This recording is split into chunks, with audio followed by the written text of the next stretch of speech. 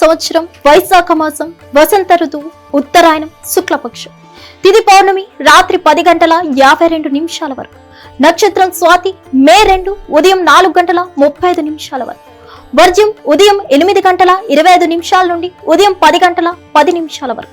దుర్ముహూర్తం ఉదయం 8:24 నుండి ఉదయం 9:15 వరకు. తిరిగి మధ్యాహ్నం 12:39 నుండి మధ్యాహ్నం 1:30 వరకు. అమృతకాలం రాత్రి 6:56 నుండి రాత్రి 8:41 వరకు. యమగండం సాయంత్రం 3:25 నుండి సాయంత్రం 5:01 వరకు.